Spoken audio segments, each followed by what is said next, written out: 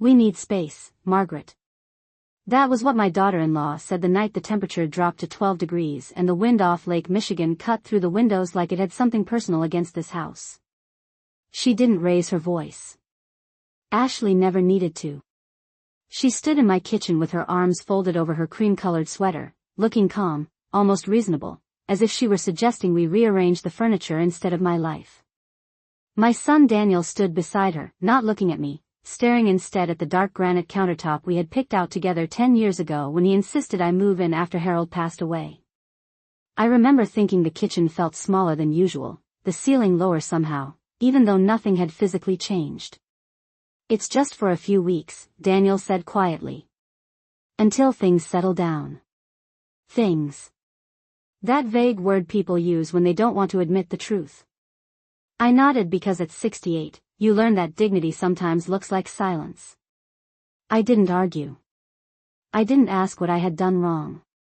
I simply went upstairs and packed a small suitcase, folding my sweaters carefully, placing my late husband's old wool scarf on top, the one that still held the faint scent of cedar from our closet. By the time I stepped outside, the sky was a deep steel gray and the air stung my cheeks instantly. The driveway lights flicked on automatically, illuminating the thin layer of frost forming over the lawn. Daniel carried my suitcase to the curb and set it down gently, like it was something fragile he didn't want to damage further. Ashley gave me a brief hug that felt more like a polite gesture at a business meeting. Call us if you need anything, she said. I almost smiled at that. I had needed something tonight, but I knew better than to say it out loud. I told them I would manage. I always had. The bus stop was 3 blocks away, and each step across the icy sidewalk reminded me that I had left in such a hurry I forgot my thick winter boots upstairs in the mudroom. All I had on were the leather ankle boots I wore to church, stylish but thin-soled, hardly meant for Chicago in December. By the time I reached the small park near the transit station, my toes were already numb. The wind whipped across the empty playground, rattling the metal swings with a hollow clang. I sat down on a frozen bench to wait, pressing my gloved hands between my knees for warmth. That was when I noticed him. A man sat at the far end of the bench, shoulders hunched, coat worn at the elbows, shoes so thin they looked like they belonged to another season. He wasn't begging. He wasn't looking around for sympathy. He simply sat there, staring at the ground, his breath visible in uneven clouds. For a moment, I considered moving to the other bench, the safer, more cautious choice. That's what the world teaches you at my age. But something about the way he held himself, quiet, self-contained, almost proud, kept me where I was. Cold night, I said softly. He looked up, his eyes surprisingly clear, a shade of blue that reminded me of winter skies just before snow. Yes, ma'am, he replied. His voice was steady, educated even, not what I expected. I glanced down at his shoes again and then at my own. The leather on mine might have been thin, but at least they had lining. He noticed me looking and gave a faint shrug, as if to say it was no one's problem but his own. I thought about Daniel's heated floors and Ashley's collection of designer boots lined up in the hallway closet. I thought about how easily warmth can be taken for granted. Without letting myself overthink it, I bent down and began unzipping my boots. The metal teeth were stiff from the cold. You don't have to, he started, but I shook my head gently. I'm taking the bus. I'll be indoors soon, I said. It wasn't entirely true, but it felt true enough in that moment. I slid the boots off and placed them beside him on the bench. The icy wood burned instantly through my stockings, but I kept my face calm. Please, I added. Consider it an early Christmas gift. He stared at the boots for a long second before looking back at me, something unreadable passing through his expression. Why would you do that? He asked quietly. I thought about Ashley's folded arms, Daniel's averted eyes, the way space had suddenly become more important than family. I pulled Harold's scarf tighter around my neck and answered honestly. Because I still have warmth to spare. He didn't smile, but his gaze softened. The bus headlights appeared in the distance then, glowing through the drifting flurries like a small promise. I stood carefully, my stockinged feet pressed against the frozen pavement, and lifted my suitcase. As the bus doors hissed open and the driver lowered the ramp slightly for me, I glanced back once. The man was slipping on the boots, adjusting them with slow, deliberate movements, as if they were something far more valuable than leather and lining. I didn't know his name. I didn't ask for it. All I knew was that the cold that night had not been the harshest thing I felt. And as the bus pulled away from the curb, carrying me toward whatever space was supposed to mean, I had no idea that the stranger on that bench would soon know mine. The bus heater hummed unevenly as I settled into the cracked vinyl seat, my stockinged feet tucked carefully beneath me to avoid the icy floor. The driver glanced down at my bare ankles in the mirror but did not ask questions. In Chicago in December, people see things and decide it is kinder not to comment. I pressed Harold's scarf closer to my chin and watched the city slide past the fogged window, streetlights stretching into long golden lines against the dark. I told myself this was temporary. Daniel had said a few weeks. Space, he had called it, as though I were a piece of furniture that simply needed to be moved to another room. The bus stopped near a modest shelter run by a church on Clark Street, the same one where I used to volunteer on Saturdays handing out hot coffee and store-brand gloves to anyone who needed them. I stepped down carefully, the concrete biting through the thin soles of my stockings, and made my way inside. The lobby smelled faintly of laundry detergent and tomato soup. A young volunteer with freckles and tired eyes handed me a clipboard and a blanket without hesitation. She did not ask why a woman my age, dressed in a wool coat and carrying a structured handbag, needed a cot for the night. Again, kindness sometimes looks like silence.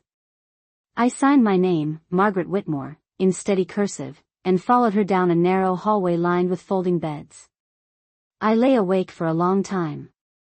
That night, listening to the quiet rustle of fabric and distant coughs, feeling the ache in my feet where the cold had settled into my bones. I thought about Daniel as a boy, how he used to crawl into my lap during thunderstorms and insist that the lightning could not possibly strike a house where his mother was awake.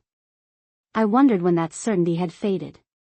The next morning arrived pale and brittle, sunlight reflecting sharply off the thin crust of snow outside the shelter windows.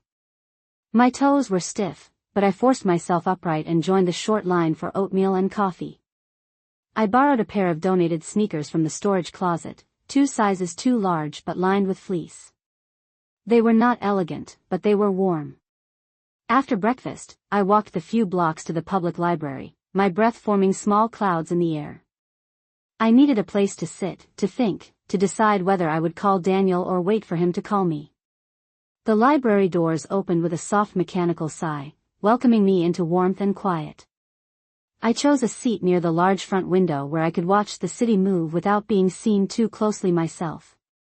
My phone remained silent in my coat pocket. I checked it twice, then told myself I would not check again for at least an hour. Around noon, the television mounted above the reference desk flickered to a news segment. The volume was low, but the image caught my attention. A well-known business reporter stood in front of a glass high-rise downtown, speaking about Thomas Caldwell, the reclusive billionaire whose investments had quietly shaped half the city's skyline. The camera cut to archival footage of him at a charity event from years ago, clean-shaven, dressed in a tailored navy suit, his posture unmistakably confident. Something in my chest tightened. The eyes were the same. That clear winter blue. The reporter mentioned that Caldwell was known for unusual philanthropic habits, including anonymous visits to shelters and public spaces to better understand how everyday people lived. I felt a strange warmth rise through me, not excitement exactly, but recognition. It could not be him, I told myself. Chicago is a large city. Men with blue eyes are not rare. Still, I remembered the way he had asked why I would give away my boots, the way he had slipped them on with deliberate care. I folded my hands in my lap and stared at the television a little longer than necessary. By mid-afternoon, my phone finally vibrated. My heart leaped before I even looked at the screen. It was not Daniel. The number was unfamiliar, a downtown area code. I hesitated before answering, smoothing my coat sleeve as if the caller could see me. Margaret Whitmore, a calm female voice asked. Yes, I replied. My name is Evelyn Brooks. I am calling on behalf of Mr. Thomas Caldwell. He believes you may have met last night. The world seemed to narrow to the quiet hum of the library heater. I did not speak immediately. Mr. Caldwell would very much like to speak with you in person, she continued, her tone professional yet warm. If you are available this evening, a car can be sent for you. I looked down at the borrowed sneakers on my feet, then out the window at the icy bench across the street where a different stranger now sat alone. Space, Ashley had called it. Perhaps space had a way of shifting in unexpected directions. I took a steady breath. Yes, I said carefully. I am available. The car arrived just before 6 in the evening, a black sedan that looked almost unreal against the slush-lined curb outside the library. I stood as it pulled up, smoothing my coat and tucking Harold's scarf neatly beneath the collar. The driver stepped out immediately, tall, composed, wearing a charcoal overcoat and leather gloves. Mrs. Whitmore, he asked respectfully. I nodded. He opened the rear door without another question, and for a brief second I saw my reflection in the tinted window, silver hair pulled back carefully, borrowed sneakers beneath a wool coat that no longer felt quite as heavy. The seat inside was warm, the air carrying the faint scent of clean linen and polished wood. I folded my hands in my lap as the car eased into traffic, the city lights flickering past like quiet witnesses. We drove south toward downtown, where glass towers rose into the early night sky, their windows glowing in neat rows. I had not been in this part of the city since Daniel's promotion dinner 2 years ago, the one where Ashley corrected the waiter 3 times about the wine selection. I pushed that memory aside. The sedan turned into a circular driveway beneath a high-rise I recognized from the news segment earlier that day. The Caldwell name was etched in understated silver lettering beside the entrance. The driver stepped out again and offered his hand as I emerged, my borrowed sneakers suddenly feeling very small against the polished stone floor of the lobby. Inside, everything was quiet and deliberate. Marble floors reflected soft golden light. A tall arrangement of white orchids stood near the reception desk, their petals flawless. No one stared at me. No one questioned my presence. The receptionist offered a polite smile and gestured toward a private elevator already waiting with its doors open. The ride upward was smooth and silent, the numbers lighting one by one until we reached the top floor. When the doors parted, I saw him standing near a wide window overlooking Lake Michigan, the dark water stretching endlessly beneath a crescent moon. He was no longer dressed in worn fabric. Instead, he wore a tailored navy suit that fit him with effortless precision. Yet the eyes were the same. Clear. Observant. Calm. Mrs. Whitmore, he said, stepping forward with a gentle nod. Thank you for coming. His voice carried the same steady tone from the park bench, but here it seemed amplified by the quiet elegance of the room. Thank you for inviting me, I replied. He gestured toward a small seating area near the window where 2 armchairs faced each other across a low table. A silver tray held a teapot and 2 delicate cups.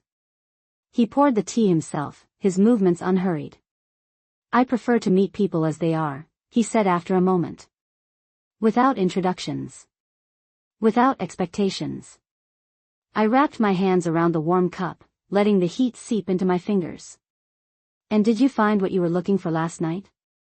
I asked softly. A faint smile touched his lips. I did not expect someone to give up their own warmth without asking my name, he replied. Most people ask questions first. They measure the cost. I thought about Daniel calculating square footage, Ashley discussing property values as if they were weather forecasts. Sometimes the cost is already paid, I said. Sometimes you give because you remember what it feels like to be cold. He studied me carefully, not in a way that felt intrusive, but thoughtful, as if he were reading between lines I had not spoken aloud. My assistant informed me you were staying at a shelter, he said evenly. There was no pity in his tone, only fact. I held his gaze. Temporarily. He nodded once. Your son works in commercial development, does he not? The question startled me, though I should not have been surprised. Men like Thomas Caldwell did not overlook details. Yes, I answered. Daniel Whitmore. He walked to his desk and picked up a thin folder, placing it gently on the table between us. I recognized the company logo immediately. Daniel's firm had been pursuing a mid-sized waterfront project for months. Your son's company submitted a proposal to one of my investment groups last week, Thomas said. It is under review. The room felt very still. I set my cup down carefully to avoid any sound. I did not come here to discuss my son, I said.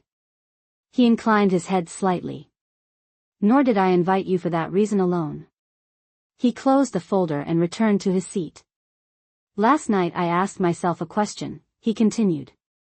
If a woman who has so little is willing to give what keeps her warm, what might she do if she were given the means to choose freely? I did not answer immediately. Outside the window, the lake shimmered under the city lights, vast and indifferent. I have never considered myself someone with so little, I said finally. I have memories. I have my health. I have the ability to decide who I want to be, even when circumstances change. His expression softened again. That, he said quietly, is precisely why I wanted to meet you. Thomas Caldwell did not rush the silence that followed his last sentence, and I appreciated that more than any grand gesture. The city shimmered below us, distant headlights tracing thin white lines along Lakeshore Drive, and for a moment I felt as though I were suspended between two versions of my life, one that had ended on a frozen bench and one that had not yet fully taken shape. He rose from his chair and walked slowly toward the window, his hands resting lightly behind his back. I have spent the last 20 years building companies, he said evenly. But I have spent the last 5 trying to understand people. He turned slightly, meeting my eyes. Success has a way of insulating a person. It creates distance. I do not like distance. I thought about the word space again, how Ashley had used it as a polite blade. Distance can grow quietly, I said. Sometimes you do not notice it until you are standing outside your own front door. He did not ask me to explain. He simply nodded, as if he already understood more than I had intended to reveal. He walked back to the table and opened a different folder, sliding a single sheet of paper toward me. It was not a contract. It was not a legal document filled with complicated language. It was a proposal, written in clear, direct terms. He intended to establish a winter outreach initiative across Chicago, one that would focus not only on providing material necessities but also restoring dignity to those who felt invisible. He wanted someone to serve as a founding advisor, someone who understood cold from more than a financial perspective. I have executives who can manage budgets, he said calmly. I do not have many who understand quiet sacrifice. I ran my fingers lightly along the edge of the paper. The offer was not about charity alone. It was about voice. About presence. You met many people last night, I said softly. Why me? He did not hesitate. Because you did not look away from me, he replied.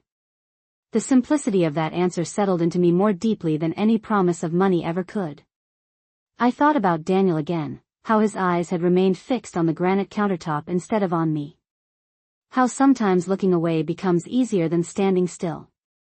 If I accept, I said carefully, it will not be because I expect anything in return. A faint smile returned to his face. That is precisely why I am offering. A gentle knock sounded at the office door, and his assistant Evelyn stepped in briefly to remind him of another engagement. He acknowledged her with a nod but did not rush me. You may take time to decide, he said. A car can return you wherever you wish this evening. Wherever I wished. The phrase felt unfamiliar, almost extravagant. I stood slowly, the borrowed sneakers quiet against the polished floor. There is something you should know, I said before leaving. My son's company has submitted a proposal to you. I would not want my presence here to influence that decision unfairly. He regarded me steadily. Your son's proposal will be evaluated on its own merits, he said. What you did last night stands entirely separate from corporate negotiations. His answer carried weight. It reassured me without promising advantage. I inclined my head in acknowledgement. As the elevator carried me back down through the building, I felt a subtle shift within myself. Not pride. Not triumph. Something steadier. The lobby doors opened, and the cold air greeted me again, though this time it did not feel as sharp. The same driver waited to escort me back to the shelter, but I paused just outside the entrance, looking up at the illuminated windows above. Somewhere behind that glass, a man who owned half the skyline had chosen to notice a woman sitting on a frozen bench. The city had not changed. Daniel had not called. Ashley had not reconsidered the need for space. Yet the night felt different. Not warmer exactly, but clearer. When the car door closed and we merged back into traffic, I allowed myself to rest against the seat, Harold's scarf still wrapped securely around my neck. I did not know what decision I would make about the initiative. I did not know whether Daniel's proposal would succeed or fail. I only knew that for the first time in weeks, I did not feel as though I were waiting for someone else to decide my worth. The lake stretched beside us, dark and vast, and I realized that warmth does not always come from what you are given. Sometimes it returns in the form of recognition. And recognition, unlike space, cannot be taken away once it has been earned. The shelter was quieter when I returned that night, the overhead lights dimmed and most of the cots already occupied by people who had learned how to fall asleep quickly in unfamiliar places. I lay down carefully, folding my coat beneath my head as a pillow, and stared at the ceiling tiles arranged in neat white squares. I replayed the evening in my mind, not with disbelief but with a kind of measured reflection. Thomas Caldwell had not spoken to me as though I were a charity case. He had not offered pity disguised as generosity. He had offered responsibility. That felt different. The next morning, I woke before sunrise, my body still adjusting to the thin mattress and the steady hum of the building's heating system. I slipped on the borrowed sneakers and stepped outside into air that felt almost mild compared to the night I had given away my boots. The sky held a pale lavender hue, and the city was just beginning to stir. I walked 2 blocks to a small coffee shop I remembered from my volunteer days, the bell above the door chiming softly as I entered. I ordered the least expensive coffee on the menu and chose a seat by the window. I needed to think without interruption. For years my life had been arranged around Daniel's needs. After Harold passed away, my son had insisted I move into the guest suite of his home in Lincoln Park. At the time, it had felt like protection. Over time, it had become something else. Subtle comments about utility bills. Conversations that paused when I entered the room. Ashley suggesting that perhaps I would feel more independent in a smaller place of my own. I had dismissed those moments as misunderstandings. Now they appeared in sharper focus, like puzzle pieces clicking quietly into place. I took a slow sip of coffee and allowed myself to consider a possibility I had avoided. What if being asked to leave had not been the worst thing that could happen to me? What if it had been the beginning of clarity? My phone vibrated against the small wooden table, and this time the name on the screen was Daniel. I watched it ring twice before answering. "Mom," he said quickly, his tone carrying a trace of urgency. "Where are you?" I noted that he did not ask if I was all right. "I am safe," I replied evenly. "That is enough for now." There was a brief silence on the other end. "Ashley and I were talking," he continued. "We did not mean for things to escalate. We just needed some time to figure out a few financial details." Financial details. I looked out the window at a man walking his dog along the icy sidewalk, the leash held firmly but gently. "I understand," I said. "And have you figured them out?" He hesitated. "There is a gala tonight," he said instead. "One of Caldwell's investment events. Our firm is presenting the waterfront proposal. It is important." I felt the faintest shift in my chest. So the evening I had just experienced was not isolated from his world after all. "I hope it goes well," I said calmly. "Mom," he added, lowering his voice slightly, "if you could come home for a few days, just until this presentation is over, it would make things simpler." Simpler for whom, I wondered. Daniel, I said gently, I will not be returning until I am invited because I am wanted, not because I am convenient. The words did not come from anger. They came from steadiness. He did not argue. He did not apologize either. We ended the call with polite phrases that felt like thin paper between us. I finished my coffee and walked back toward the shelter, my thoughts no longer tangled. By mid-afternoon, a message from Evelyn confirmed that the outreach initiative proposal would move forward whether or not I accepted the advisory role, but Thomas preferred to make a public announcement at that same gala event. He believed visibility mattered. I stood near the shelter entrance, watching snow begin to fall in slow, deliberate flakes. The same city that had felt merciless days ago now seemed simply honest. Cold was cold. Wealth was wealth. Distance was distance. But warmth, I was beginning to understand, was a decision. That evening, as I prepared to meet the car once more, I did not feel like a woman waiting to be rescued. I felt like a woman deciding which door she wished to walk through. And for the first time since standing in my son's kitchen beneath the harsh glare of recessed lighting, I knew that whichever door I chose would be opened by my own hand.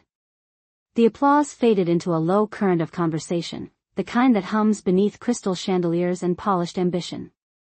I stepped down from the stage slowly, aware that something had shifted in the room, not dramatically, but undeniably.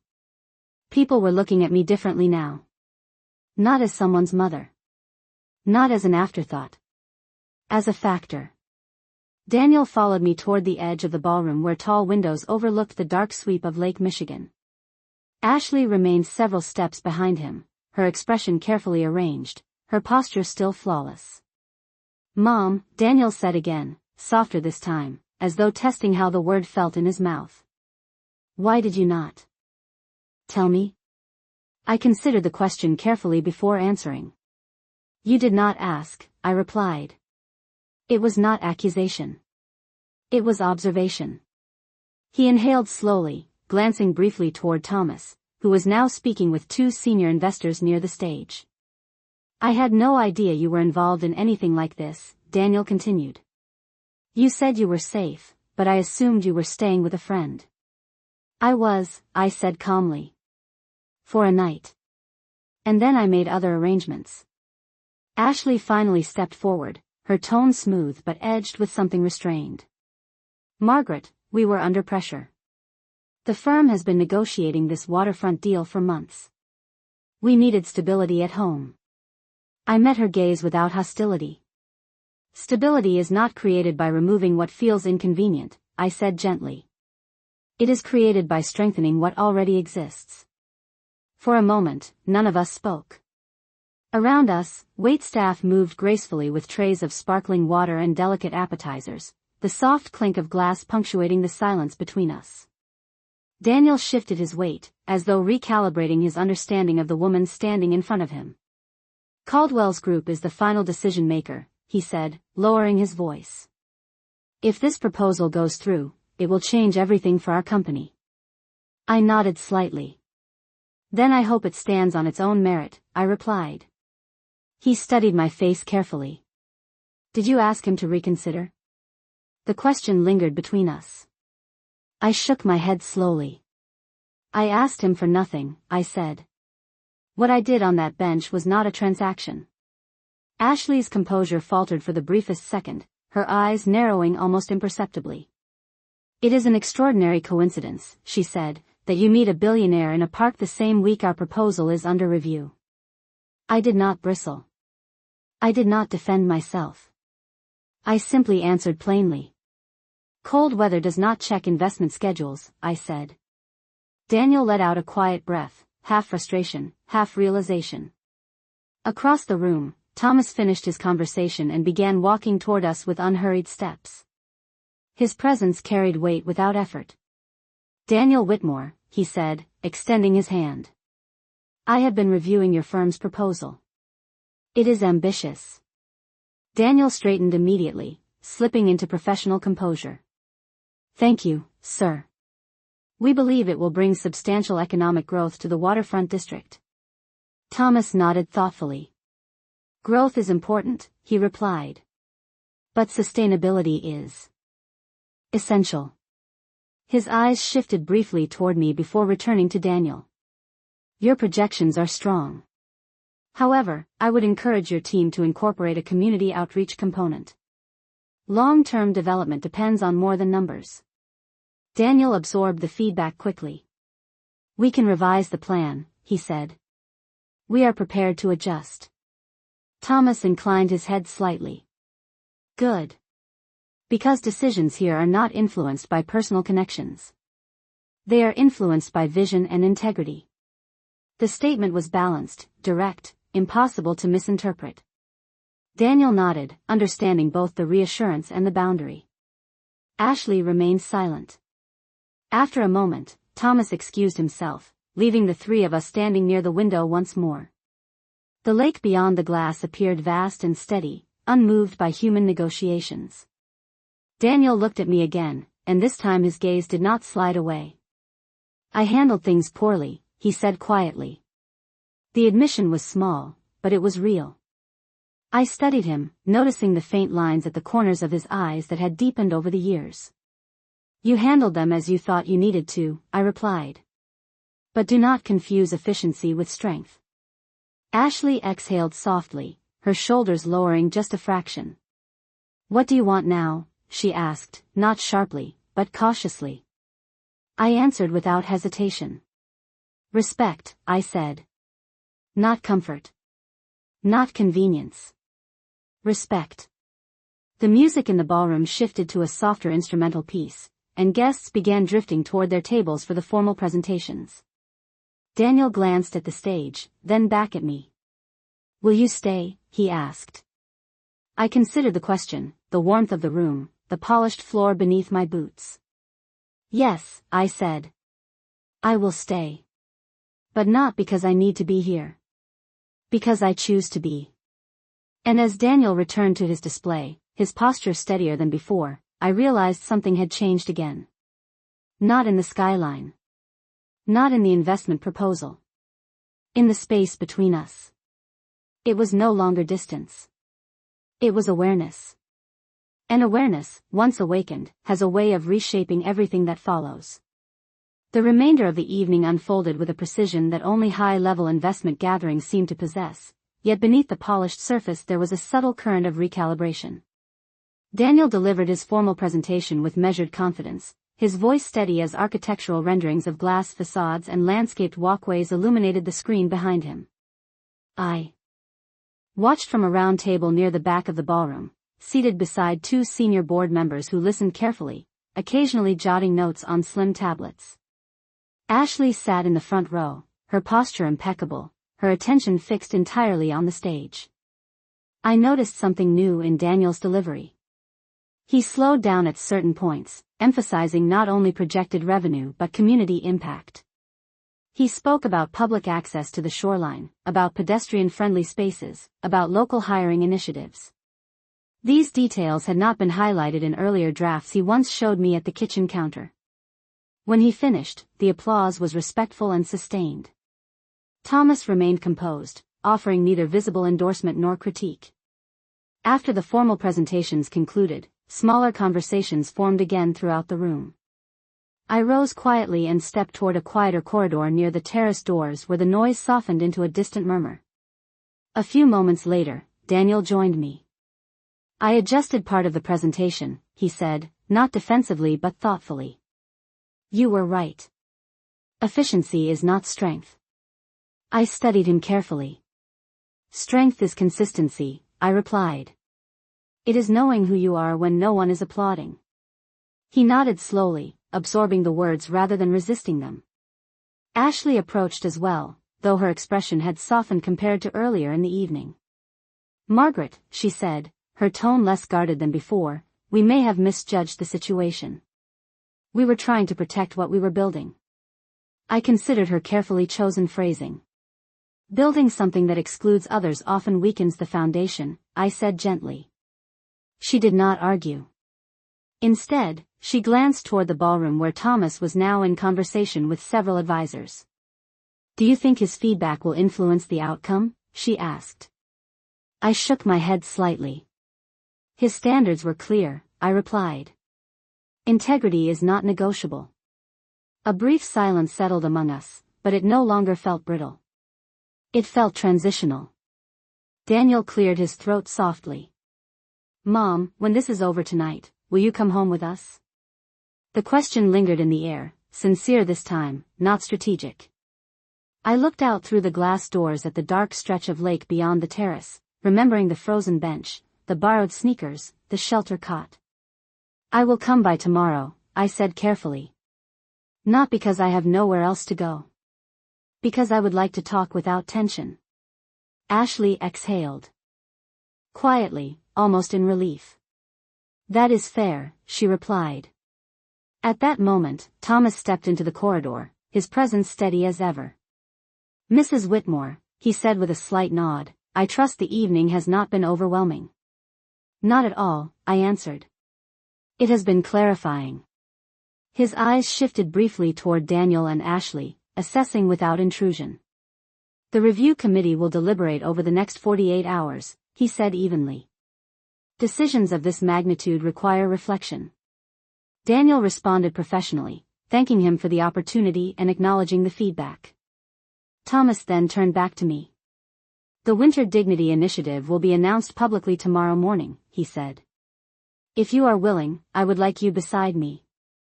I felt the weight of the invitation, not as pressure, but as responsibility. I will be there, I replied. He inclined his head once more and returned to the ballroom. Daniel looked at me differently now, not as someone he needed to manage, but as someone who carried independent influence. I did not realize how much I stopped seeing, he admitted quietly. It happens gradually, I said. Distance grows in small silences. The music shifted again inside the ballroom as guests began preparing to depart.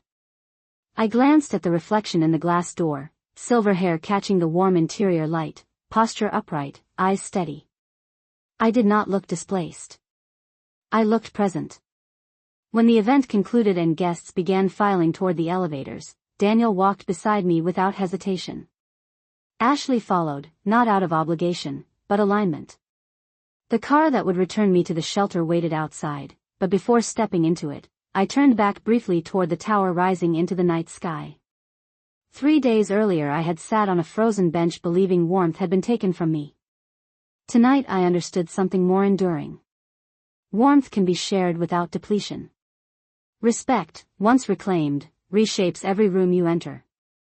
And as the car door closed and the city lights blurred past once more, I no longer felt as though I was being carried between two lives. I was simply moving forward within one that finally belonged to me. The next morning dawned with a clarity that only follows a decisive night, the sky over Lake Michigan washed in pale winter light as if the city itself had been given a moment to breathe. I stood once again in the upper floor conference room of the Caldwell Tower, this time not as an unexpected guest but as a named presence. The announcement of the Winter Dignity Initiative was brief, deliberate, and direct. Thomas spoke about infrastructure and funding, about partnerships with shelters, libraries, and neighborhood organizations. When he invited me to speak, I did not talk about generosity. I spoke about attention. I spoke about how easily people become invisible in their own families, in their own neighborhoods, in their own cities. I said that dignity begins the moment someone chooses to look directly at another human being and truly see them. There was no dramatic applause this time, only thoughtful silence followed by steady acknowledgement. It felt appropriate. After the press conference concluded, Daniel approached me in the lobby, his coat draped over his arm, Ashley standing close beside him. There was no rush in his steps now. We had been thinking, he began carefully, about more than the proposal. I listened without interrupting. I realized something last night, he continued. I was managing outcomes, not relationships. The admission was quiet, almost private despite the public setting. Ashley nodded slightly, her tone softer than I had ever heard it. We let pressure define our decisions, she said. That was not fair to you. I studied them both, noticing how different this moment felt from the night I stood in their kitchen beneath harsh recessed lights. There was no granite counter between us now, no need for folded arms. Only recognition. Pressure reveals character, I said gently. But it also gives us the chance to correct it. Daniel inhaled slowly. Come home, he said, not as a request for convenience, but as an invitation. Not because it is simpler. Because it is right. I considered the word home carefully. It had felt conditional before. Transactional. Now it felt open, though still imperfect. I will visit, I replied. But I will also keep my own place. They both looked surprised, though not offended. I have already begun arrangements for a small apartment near the lake, I continued calmly. I would like space. Not distance. Just independence. Daniel's expression shifted from surprise to understanding. You deserve that, he said. Ashley nodded in agreement. We would like to be part of your life, she added quietly. Not the center of it. That distinction mattered. Later that afternoon, I stood inside a modest one-bedroom apartment overlooking a narrow stretch of shoreline, the walls painted a soft gray, the windows wide enough to let in the full arc of winter sunlight. It was not grand. It was not luxurious. It was mine. Thomas had offered assistance, but I declined anything beyond a standard advisory stipend for the initiative. I wanted the space to reflect choice, not charity. As I walked through the empty rooms, I imagined placing Harold's armchair by the window, his old cedar chest at the foot of the bed. I imagined quiet mornings with coffee and the steady sound of waves against the rocks below. That evening, Daniel and Ashley joined me for dinner at a small restaurant 2 blocks from the apartment. The conversation was not flawless. There were pauses. There were moments of discomfort. But there was also effort. Daniel spoke about revising his firm's proposal to include workforce development programs tied to the Winter Dignity Initiative. Ashley asked thoughtful questions about outreach strategies rather than logistics of property value. The review committee's decision would come the following day, but for the first time it did not feel like the center of our existence. When we stepped outside after dinner, the air was crisp but not punishing. Daniel offered to walk me back to the building, and I accepted. We moved slowly along the sidewalk, our steps measured. Mom, he said quietly as we reached the entrance, I am proud of you. I looked at him carefully, seeing not the executive, not the negotiator, but the boy who once believed lightning could not strike if I was awake. Be proud of yourself too, I replied. But for the right reasons. He smiled, genuine and unguarded. After they left, I stood alone by the window of my new apartment, watching the city lights shimmer across the water. 3 nights earlier I had sat on a frozen bench believing I had lost warmth.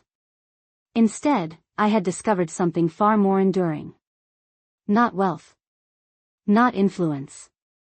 But clarity. Warmth is not measured by who allows you to stay. It is measured by who you remain when you choose to stand. And as the lake moved steadily beneath the winter sky, I understood that what began with a simple pair of boots had not changed my fortune. It had simply revealed it.